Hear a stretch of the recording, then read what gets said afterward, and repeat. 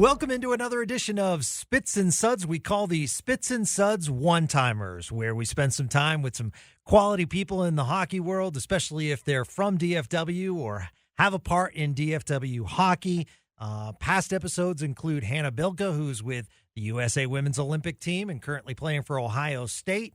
And we just spoke with Cross Hannes, the Lake Highlands product, who is currently with the Grand Rapid Griffins. So we try to give that local feel, and today we got a good one, folks. We are going to go behind the bench and behind the scenes with the 2023 ECHL Athletic Trainer of the Year from your Allen Americans, Jordan Dutes Dutton.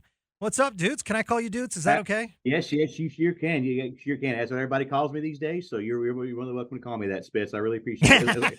Am I allowed to call you Spitz? Oh, yeah, man. Yeah, absolutely. You know, for those listening at home, I always try to ask permission because people call me Spitz a lot. And it's never an issue, but I do remember a couple of entry-level employees, and I walk by and they say, "What's up, Spitz?" And I'm like, oh, man, should they address me as that? But, you know, once it becomes your nickname because they hear the on-air where people say, you know, Spitz, it just, you know, when I grew up, everyone called me Spittle. No one called me Gavin. So, Yeah. you know, I mean, it is kind of, and in the hockey world, I mean, if you don't have a nickname, you don't belong.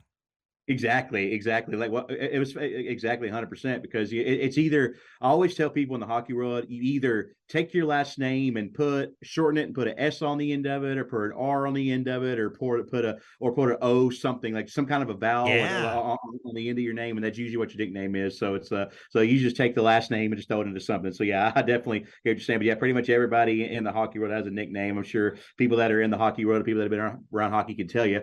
You know, like I said, in the locker room, you don't ever call people by their normal names. You call them by their nicknames. So yeah, I've definitely been known as Dutes the last. There's some players that have been here and don't even know my name, like my real name. They just call me Dutes. So it's kind of how it goes. But hey, I love it. I'm here for it, and that's what it's about, man. It's about having fun. Yeah, absolutely. And it's Dutes is a great nickname. However, Dutch is a more common nickname, and I would think that you would have had, because it's Dutton. So I would think that you would have Dutch. Mm-hmm. Yeah, so it was kind of weird, kind of how that all started. So it was my second year working as an intern. This was I'm dating myself. This is probably 2011, 2012, somewhere around there. I'm the second year of the team, whichever that was. And so at the time we had our athletic trainer, who was Jason Wallace. We called him Wally back in the day. We had Patrick Stevens, our equipment manager, who we called Loaf. Well, that was his nickname. So we. I was kind of still hanging around them, getting to know them and things like that to start the year. Well, we all kind of hung around a couple of players, a couple of guys from Quebec that kind of hung around the locker room at the time.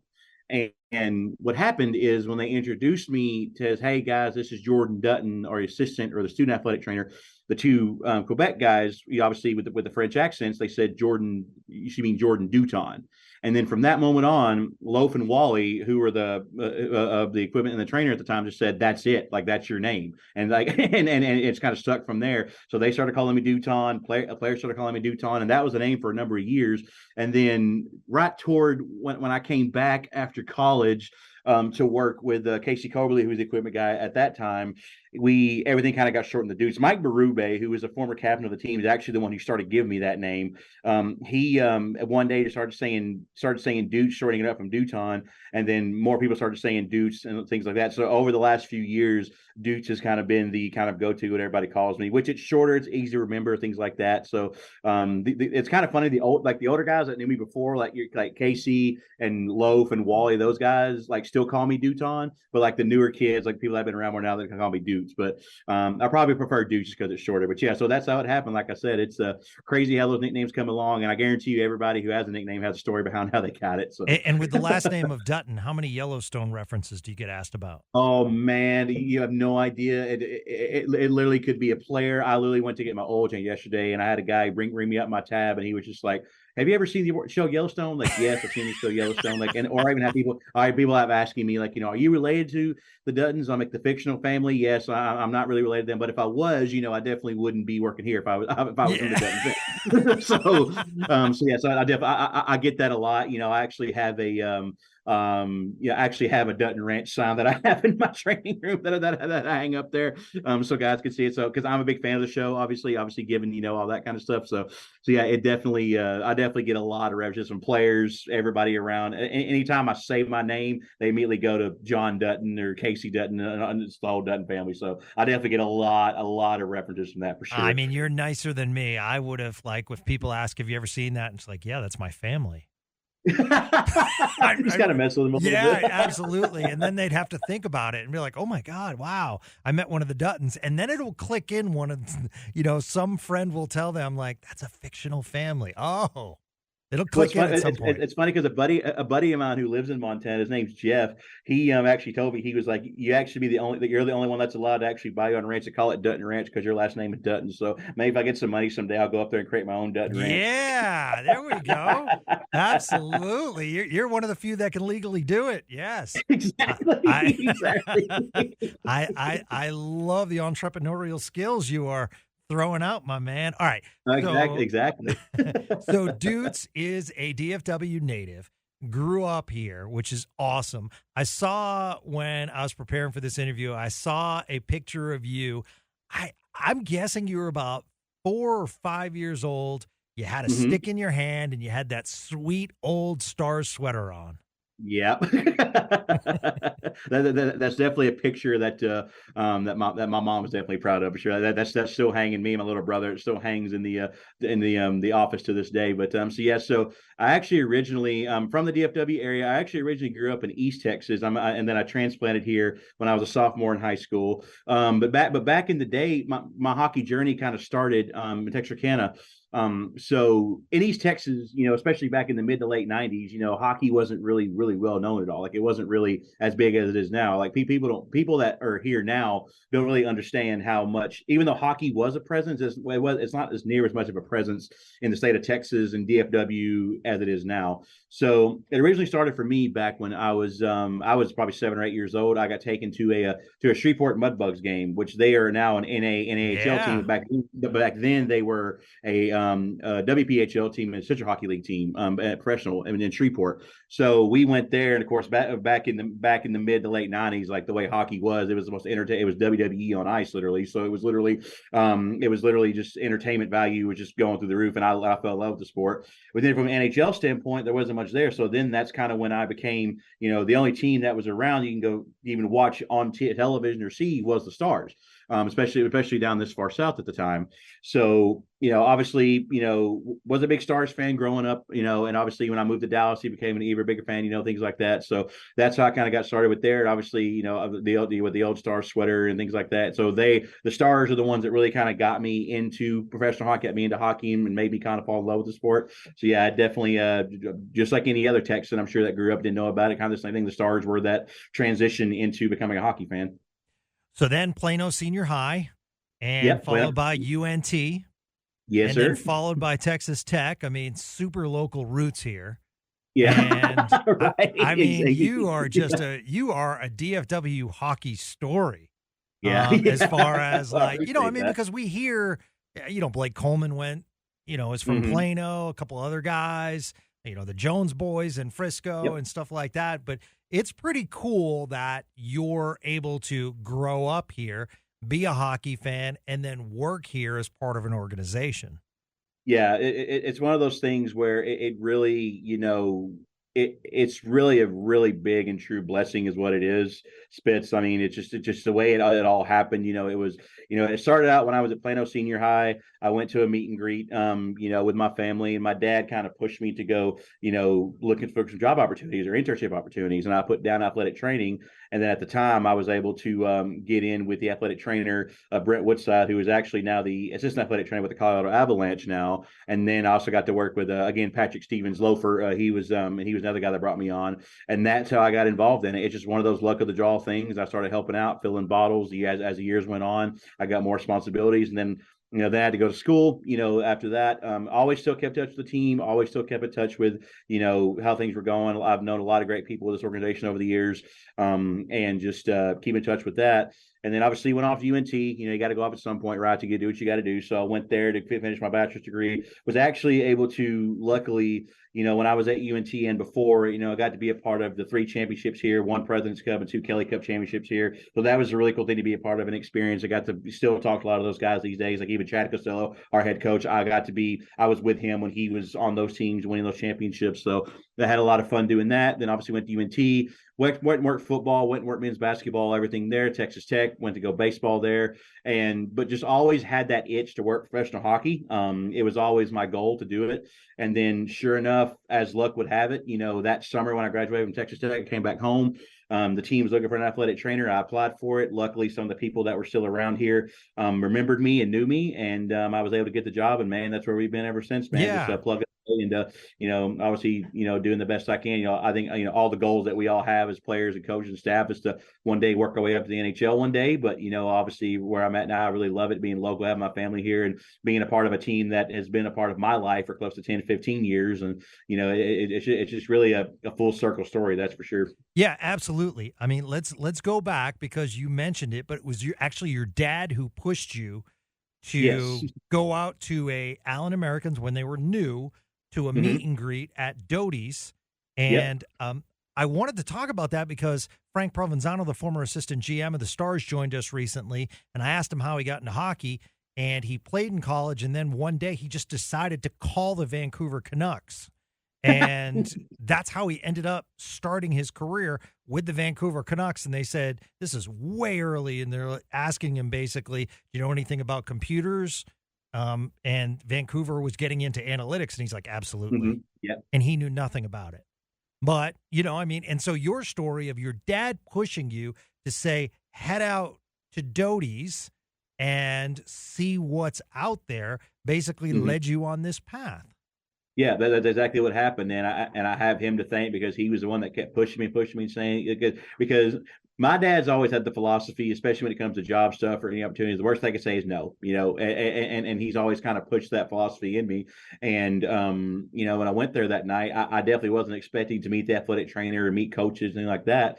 And like I said, it just it just all kind of planned out in the way that it was supposed to. I can't believe that it did. But like you said, it's one of those deals, right? I tell people to this day, like, you don't know unless you try. You don't know if you don't ask. And, it's one of those things that if things are left unsaid, you never know what's going to happen. So, it's one of those deals where take a plunge, take your risk. And because if you don't, you never know what's going to end up. So I'm glad that I did. I think that, because of that, I've had my dad, looking back, as a teenage kid, you're like, your parents are pushing you to, do something you might not be comfortable with. But looking back, it was one of the best decisions that, I've ever made, because it got me into the hockey world. It got me to fall in love with the sport, with the people, with the players, and just everything in general. And it sent me on a path that I've been on ever since. So it's one of those deals where, as long as I always tell people, like, just don't be afraid to take a plunge. And, I'm glad that I did. And we did talk about Texas Tech, but what we didn't say is you were with the baseball team, and we also didn't add Big 12 champions that year. Yeah, Big 12 champions and a College World Series that year. So and a it College was, World Series. And I wanted to ask you about your relationship with Josh Jung, seeing the Rangers win the World Series this year, seeing him celebrate.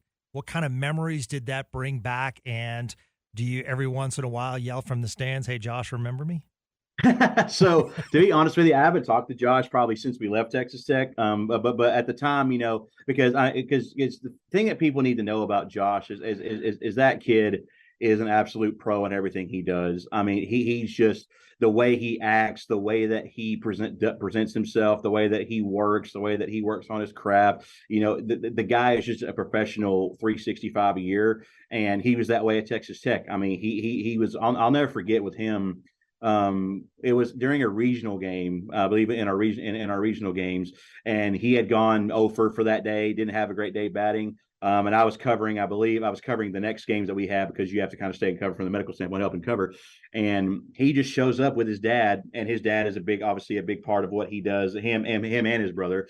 He just shows up at 8:30 at night, 9 o'clock at night. And I was just like, what's up? He was like, oh, nothing, just going to work on some bats. And he stayed in that cage for about 2 hours with his dad, just batting and just going and going. Like he just like, and in that moment, I knew, I was like, this kid's going to be special. Like he's going, he gets it. He knows what he's doing. And yeah, like I said, it's when I was working with him, he was amazing to work with. He works hard, was always in there early, always stayed late. He was just he was the ideal athlete, if that makes sense. Like he was just a guy that just got it, knew what his role was, knew what he had to do.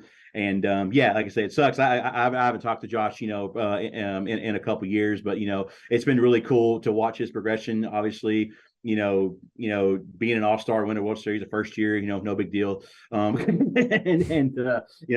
have the start that he's having, obviously, I think personally, if it wasn't for that injury, he probably should have been Rookie of the Year, if it wasn't for the injury. He was such a great kid to work with, obviously, and I wish him all the best. Hopefully I see him again one of these days. Yeah. But I definitely wish him the best. And, like I said, when I was working with him, he's great to work with, just a good human being, parents raised him right, the whole 9 yards, man. He's just a good overall person. So it was so cool to see a guy that, you work with, a guy that, that works hard, get to the top and get to the pinnacle of his sport and pinnacle of a dream, to win a World Series and do it for the Rangers, and also do it for a local hometown team like that. You can't beat it. So I was so happy for him, proud of him. I know everyone at Texas Tech baseball and Texas Tech alumni, the whole 9 yards, are proud to see him win that. And I hope that I think he's going to have a great career, because when you work that hard, you get rewarded. So he's an amazing human being. Well, I think you guys have an upcoming night with the World Series trophy in Allen, right?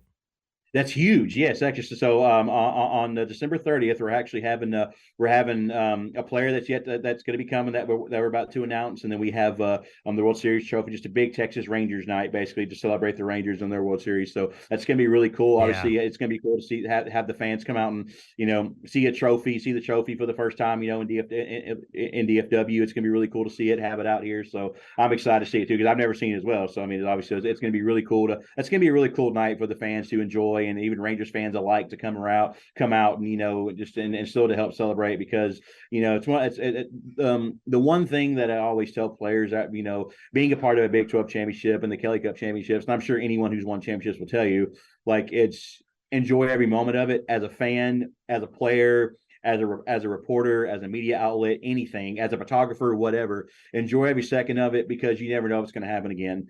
And so embrace everything you can possibly can. Embrace every memory you can get, because you never know what happens. So I hope that the fans really get to enjoy it. I hope the Rangers fans too around the area can come in and get to enjoy it. We're hockey's one big family. We welcome anybody who wants to come. Rangers, anybody, baseball fans, hockey fans, football fans. We'd love to have y'all here if y'all can see it. And I think it's definitely going to be a cool event for sure. I'm really excited to get that going. Now, Dutes won't tell you this, but he's won 3 cups with the Americans, which is awesome.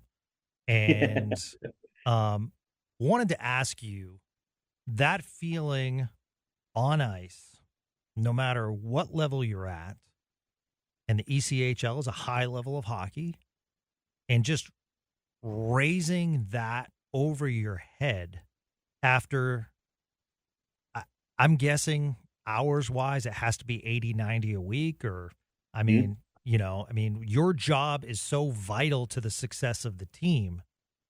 And for a player to hand you that cup and to take it and put it over your head, does it ever, I don't want to say get old, but, you're a winner of 3. Which, were they different? Was the first one that special because it was your first time doing it? Or do you hearken back to your Texas Tech days as far as a national championship? Because, once again, all the hours, all the bus rides, the relationships with players, and to stand there a champion, it's just special. It's one of the coolest feelings you could possibly have. And it's something that, I tell all my players every year. It's something that I wish that every player could experience at least once in their career, and every staff member too. It's the first one was definitely a special one, just because I'd never won one before. And the team that year was a very, very close-knit group, and a close-knit team and things like that, with a great leadership. And the years after that were the same way. I mean, it's one of those deals where, because here's the thing, at the end of the day, Spitz, I tell people all the time, as bad as this might sound, Americans fans were spoiled.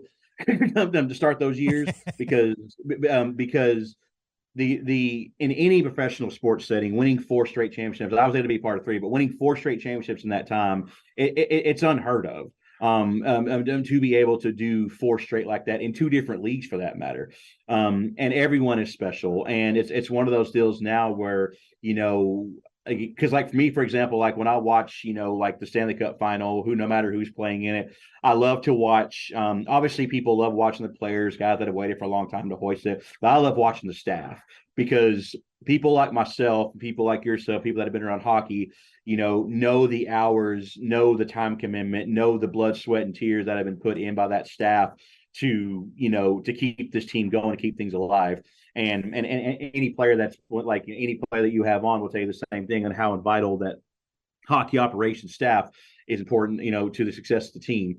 And to see anybody, I have a lot of friends, that are obviously, that have won cups, won Kelly Cups, Stanley Cups, things like that. So it's a special feeling no matter what you do, just because, like you said, it's especially at this level, we're doing 8 to 9 hour bus rides, and we're doing 4 games in 5 nights with travel. We're doing 3 games in 3 nights with travel, and it's you play a lot of games in a short amount of time. It's a grind, and when you get to the top and you earn that right to hoist that trophy and to be around it, man. Especially because another thing too is we won 4 straight at home, which is unheard of to win championships at home. To win one championship at home is great, Yeah. but to win 4 straight at home in front of your fans in your locker room is just unheard of.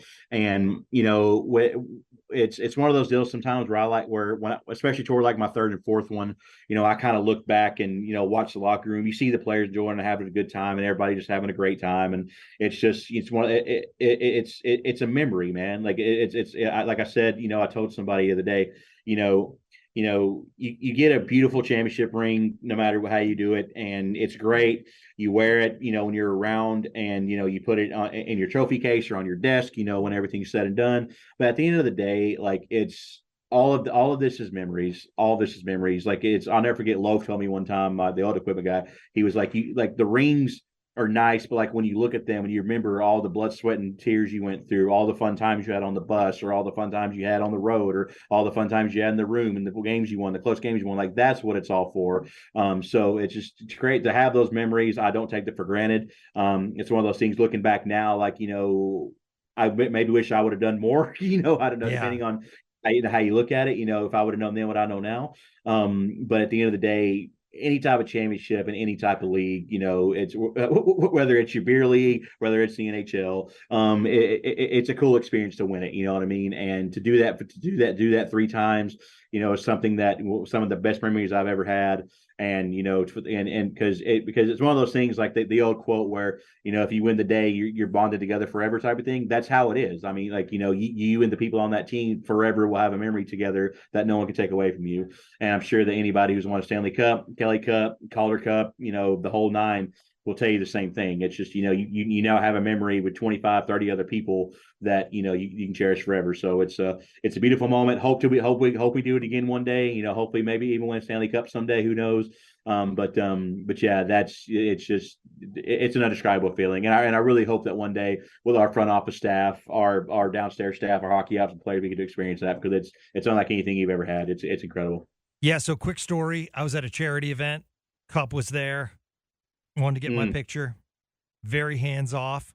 Like it is the most.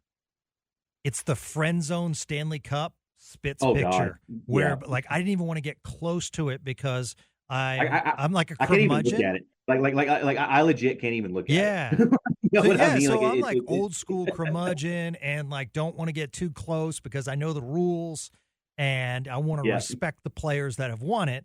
So, had a picture taken, and it's such an awkward distance looking picture of me leaning in. And then as the night goes along and I'm seeing the Frosties flowing, all of a sudden that cup gets picked up. And next thing I know, it's over someone's head. And next thing I know, people are drinking out of it. And I'm like, I wanted to drop the mitts. Like I was pissed. Yeah, exactly. Yeah, I'm like an old school. I'm like, you know what? If you did not play, then you can't touch it. I 100% agree. And again, maybe I'm with the old school fraternity on that, like, and how it feels. But, even when I was growing up as a kid, I was always taught you don't touch it unless you've earned it.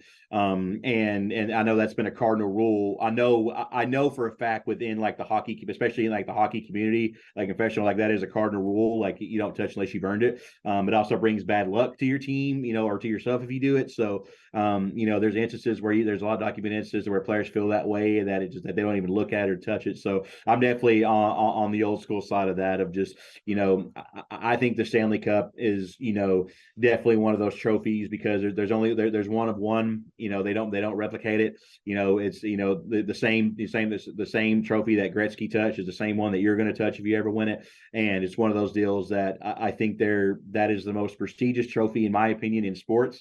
I know that's a opinion that people can argue, but for me it is, just because of what you have to do to get there, what players have to do and sacrifice to get it.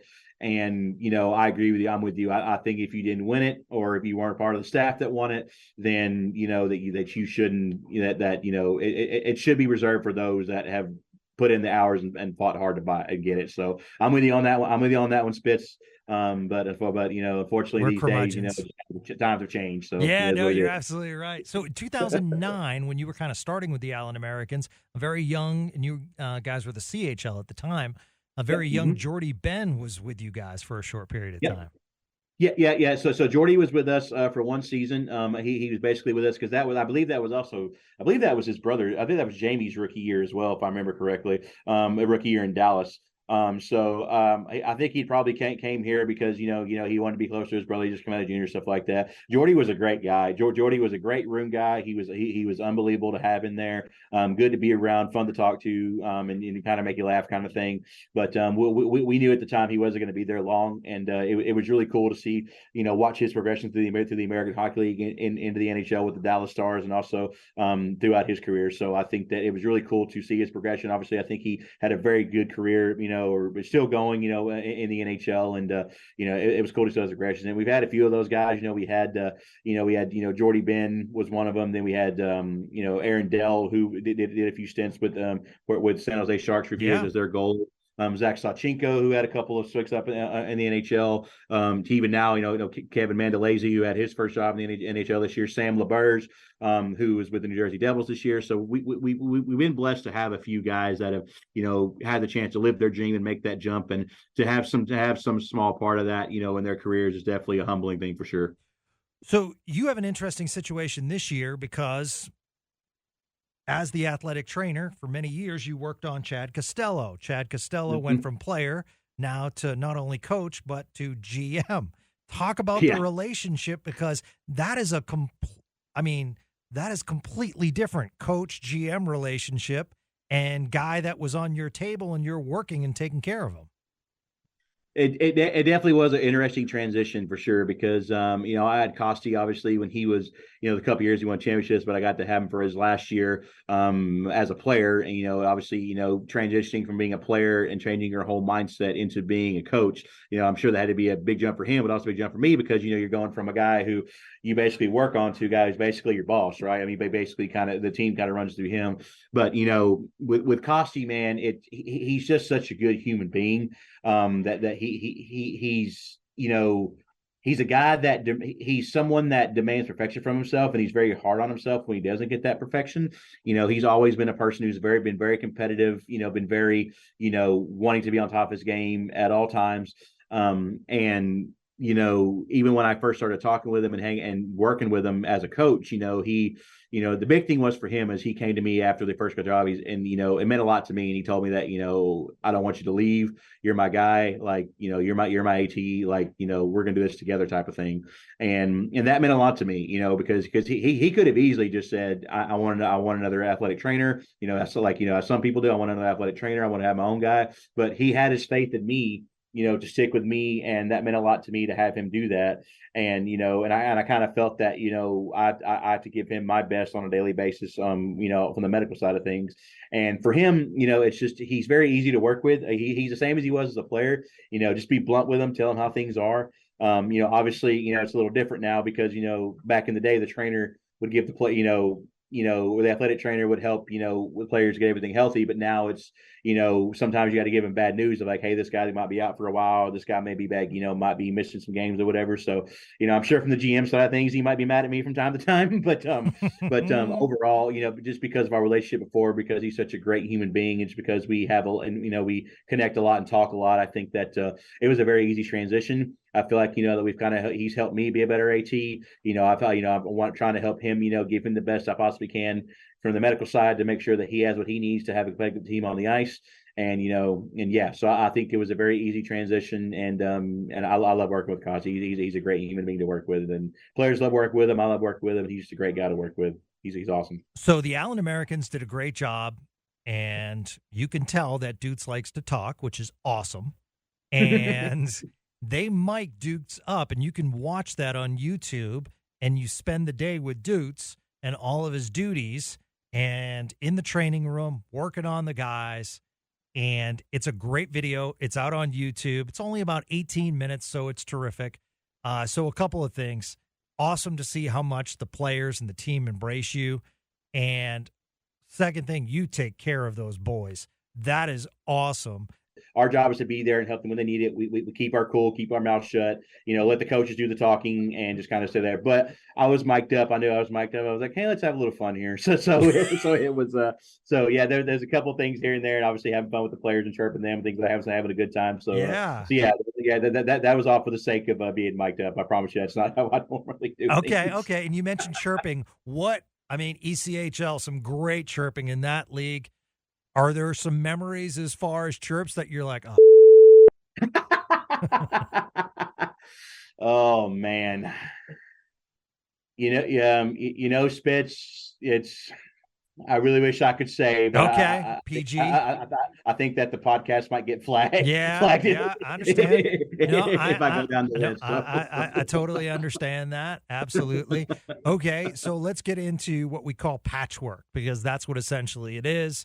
Someone drops the mitts, say they're split open, or they block a shot, injury, and stuff like, you're working for the safety of the player, but you're also having to work with speed because the player wants to get back on the bench.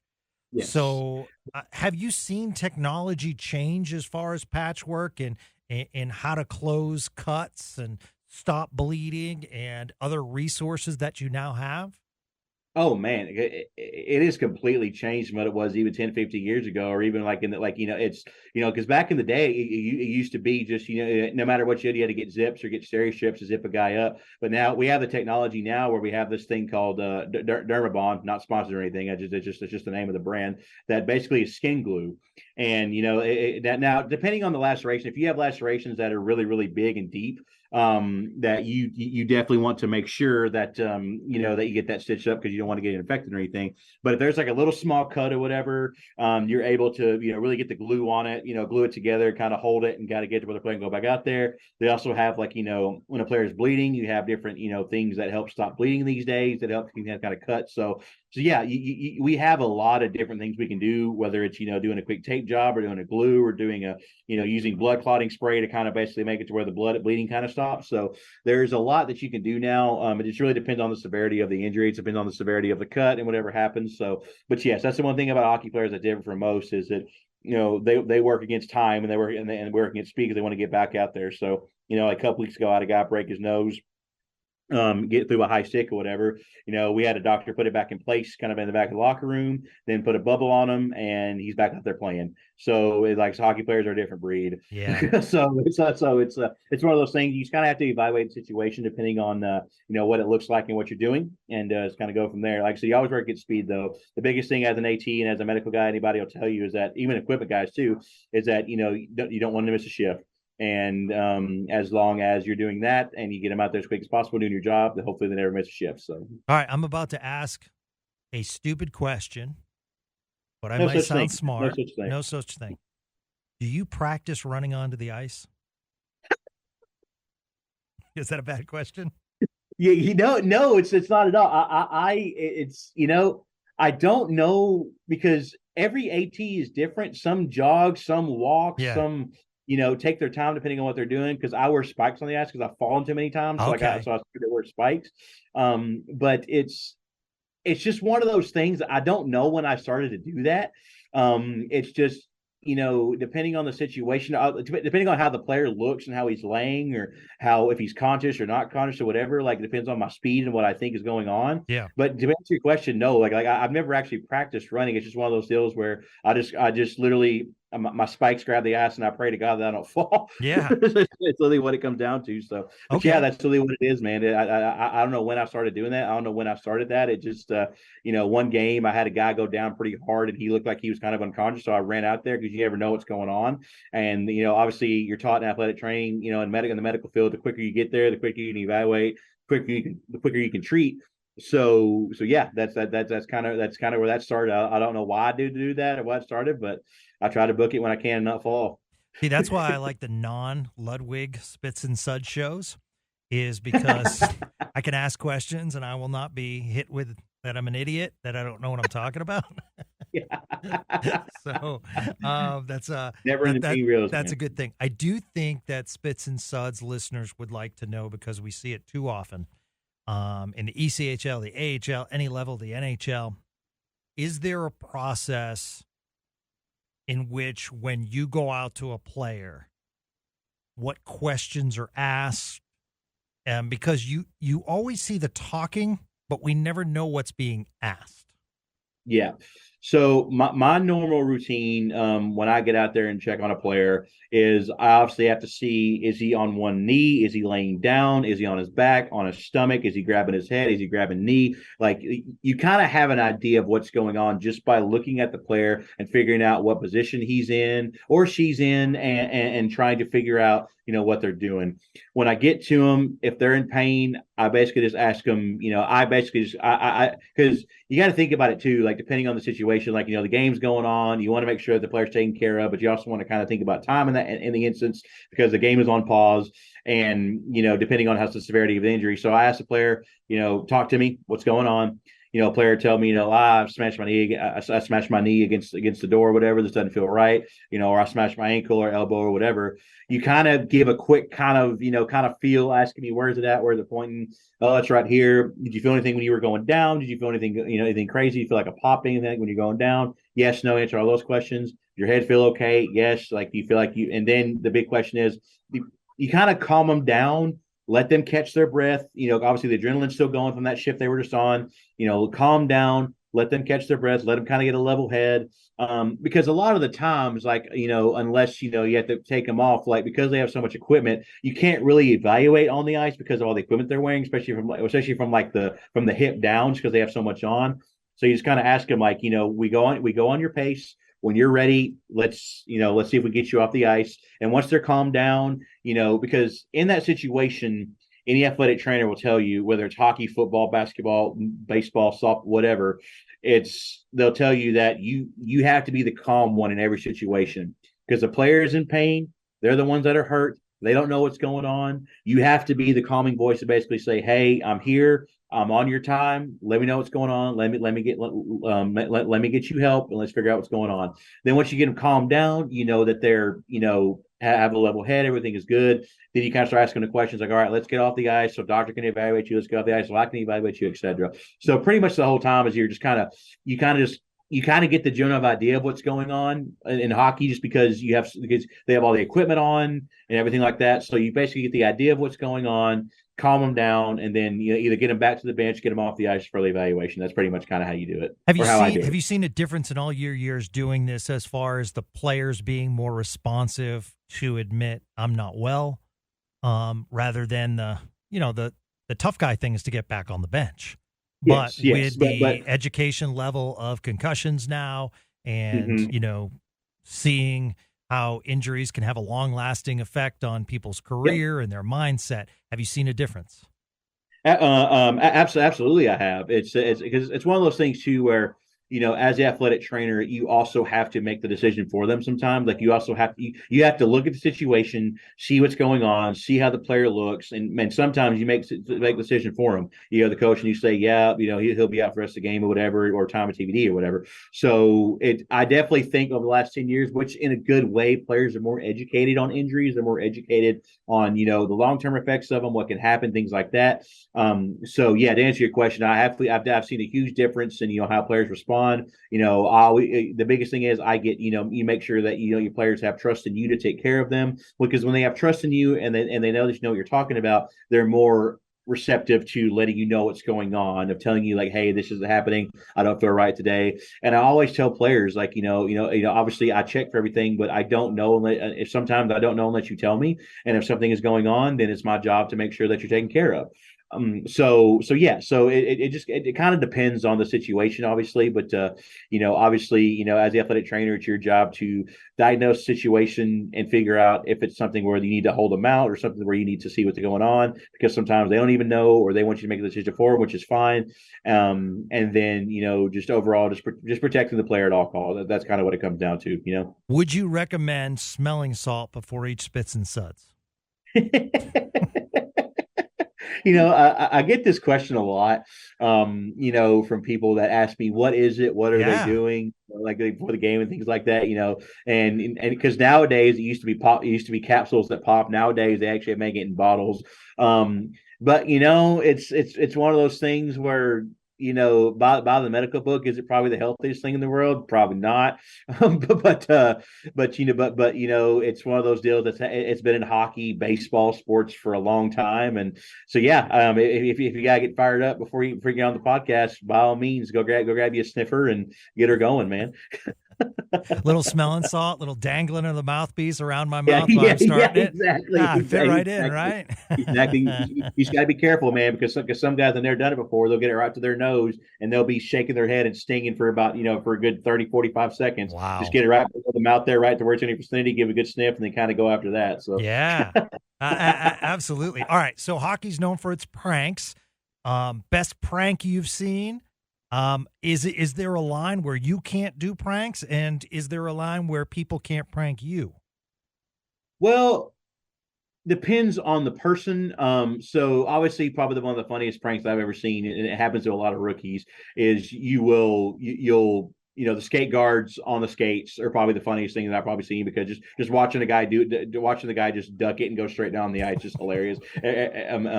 Every time that happens, you'll see guys hide shin pads or hide helmets or hide sticks, stuff like that around the locker room and things like that.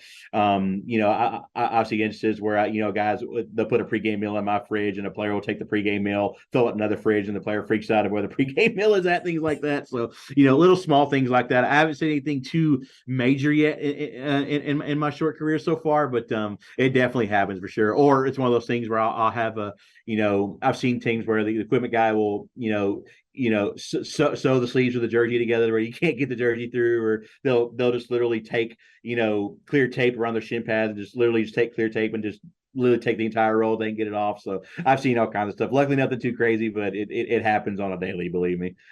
I bet. ECHL road trips, they've gotten better over the years, but they can be grueling. You guys are on the road for a long time. Transportation, I assume, has improved amazing in your career. Mm-hmm. It has, man, dude. I remember back in the day in the championship years, it was normal for guys to be on a sleeper bus for 11, 12, 14, 15, sometimes 20 plus hours to get to a different spot. And because like I remember when we had game 7 of the first Kelly Cup championship year, we had beaten South Carolina for game 6 in South Carolina.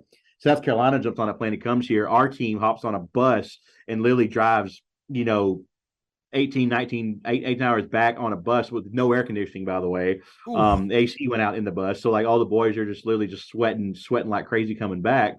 And sure enough, and we literally got back on a Friday and we played, or got back on a Saturday. We played on a Sunday. They got back at like I think 4 or 5 o'clock that day, and they played on a Sunday at 4 o'clock. So it's just compared to what it was, man. Like that's what like some of these kids don't understand how it was back in the day, man. Just how crazy the travel has been or how it was, because like I said, back in the day with us, it was busting everywhere. Whether it was going the way up, going 45 minutes to Fort Worth, or going 18 hours to Quad City, or 13 hours to Rapid City. We were on the bus the whole time. So obviously we made big improvements now. We only really bus to Kansas City, Wichita, and Tulsa, which are kind of some shorter trips. Pretty much fly everywhere else. If anything over usually 8 or 9 hours, 10 hours, something like that. Usually we usually try to fly, which has been good. It's great for the players, good for recovery and things like that. But yeah, the ECHL, especially once you get to the meat of the season around your February, March, around that time where you're playing 4 and 5 and 3 and 3s, there'll be instances where like with us, we'll be playing,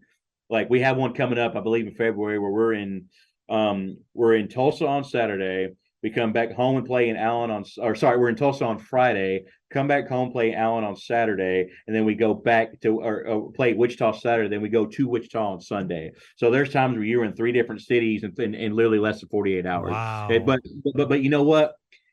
It's a part of it, part of the minors, part of the ECHL. It's just how it goes. Every team goes through it. It's not just us. But yeah, there's definitely been times where you're on the bus for a long period of time, playing multiple games in a row. And yeah, but it's part of it, man. It's part of that life. You know what I mean? Yeah, absolutely. Favorite city? Oh, I would think Cincinnati has pretty good hockey history with the ECHL. Besides Allen, definitely Boise, Idaho. Boise, Steelheads. Boise, Idaho is definitely probably the best spot in our division and probably in the league, because I've been to a few cities here and there. Kansas City is a decent spot. It obviously it's got sports there and good barbecue, and things like that. Obviously, when you go to your cities like Cincinnati and Fort Wayne, that have had hockey for a long time, for a number of years, those are fun because just the buildings and the experiences are really fun. But I definitely got to say the best city in the league is, besides Allen, is probably Boise for sure. Boise's definitely one of our favorites. Well, those boys in Orlando get treated pretty well too.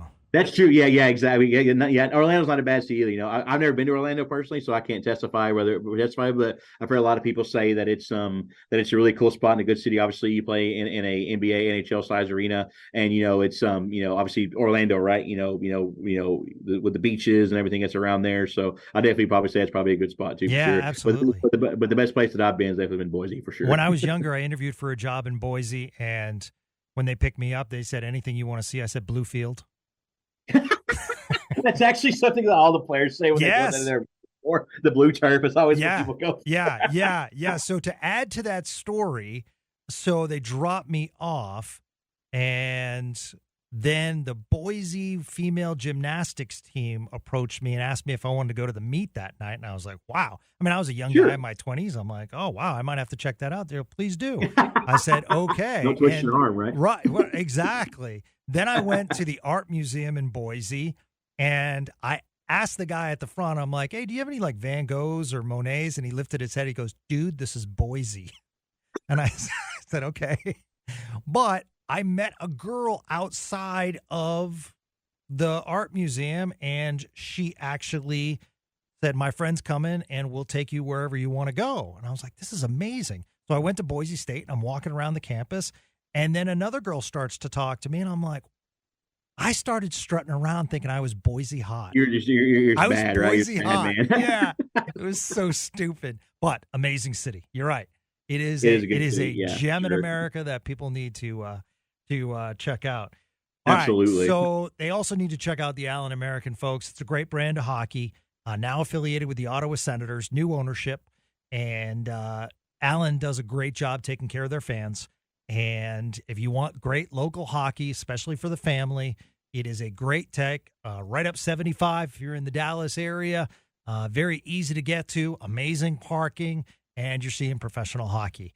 And the guys put on a show, and the boys are always trying to make it to the next level, and it's terrific. I can't wait to go up there and check you guys out, and I can't wait to meet you in person, Dutes. This has been an absolute pleasure. You're a beast.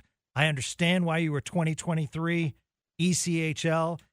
Athletic Trainer of the Year. We'll have to do another podcast. It'll be the uncensored Frosty version, where we drink some delicious Frosties and we hear the stories that Dutes is not allowed to tell so he can keep his job and support his family here in DFW. Exactly. So yeah, it's well, I really appreciate you bringing me on, Spitz. Obviously, this is an unbelievable podcast that trying to get the word about hockey and DFW hockey, local DFW hockey in the area has been really awesome. So I really appreciate you and everything that you do for the hockey scene and us in the DFW hockey area. And obviously, I tell people that it's this is a great if you're a hockey fan, it's smaller venue, great place to come, great place to watch a game, not a bad seat in the house, and we have great times here, really fun, a lot of fan engagement, things like that. So if you recommend to anybody, man, come out, come support us, come and watch the games, come and see my bald head on the left side of the bench. I'm not hard to find. It's definitely it's a fun time, a good show, good family fun, and it's definitely awesome. And hope to see more people out here for sure. I'll tell you, between you and I, our lettuce game is not on point, sir. I finally had to give it up last year, man. I had a hurricane coming on the back of my head that was starting to turn to a Category 4, and eventually I was like, I just had to give it up. So I finally shaved it, kept the beard, and I was like, all right, this is gonna be my look for the rest of my life. So here we go. Got to embrace it, right? For those that don't know, lettuce is a nice set of hair. Mike Madonna would be a perfect example of that lettuce flowing as he skates so fast. So it's a hockey term when you say, oh man, that guy's got great lettuce, or great salad. Exactly. Yeah, that's another one. Yeah, that's another good one. All right. Before we go, is there any other terms that we should learn on Spits and Suds?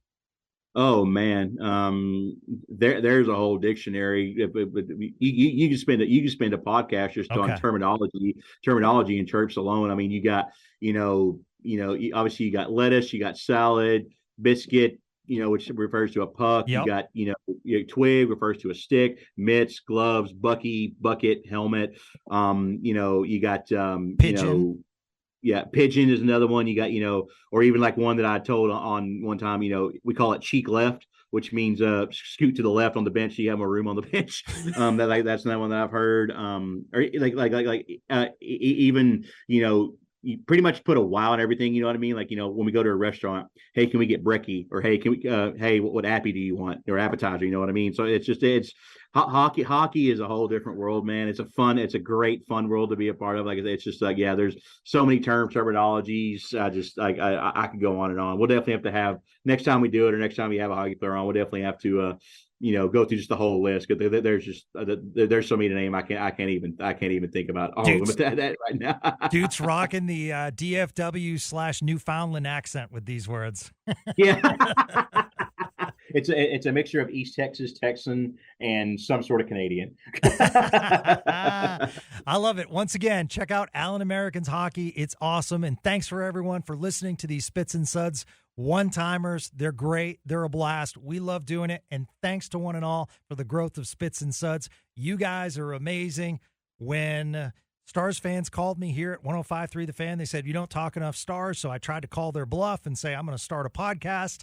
And we have exploded, and that's so awesome. And you guys motivate me to do one-timers with great storytellers like Jordan Dutes Dutton, who currently stars in Yellowstone. I'm going to say that. So he's the man. And thank you so much for listening to the podcast on 105.3 The Fan. Have a great day, everyone.